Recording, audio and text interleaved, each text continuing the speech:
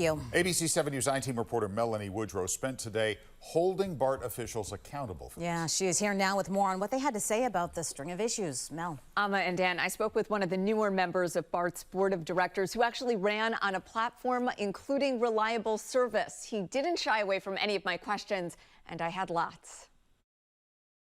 We can be confident and say to our riders that this will not happen again. This 2019 soundbite about a BART system-wide outage from former BART board of director Bevan Defty didn't age well. It feels like a broken promise because it has happened again and again.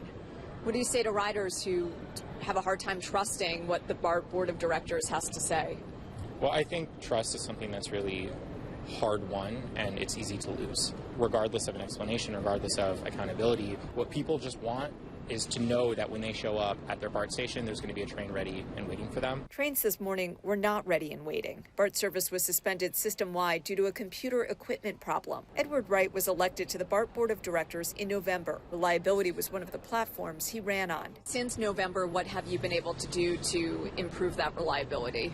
So we've really been focused on accountability for the system, including making sure that we're upgrading our systems. It was an ongoing system upgrade that led to the failure overnight, making for a tough Friday morning commute. A lot of people are wondering about the timing of these system upgrades. Why not do them on the weekends? BART is a large and complex system, and we are constantly doing system updates and upgrades. Jim Wunderman is president and CEO of the Bay Area Council, which in the 1950s established a committee which led to the legislation that created BART. I think BART just has to establish that it can operate the system reliably, not just most of the time, but all the time. Who should be held accountable when BART doesn't function and BART isn't reliable? It's always management's responsibility. We wanted to talk with BART General Manager Bob Powers, but BART spokesperson said he's out of state on a planned vacation. When you go on vacation, when you're running an organization like BART, there are people behind you who should be picking up the slack. BART's board of directors will meet next Thursday for what Wright says will be a robust discussion.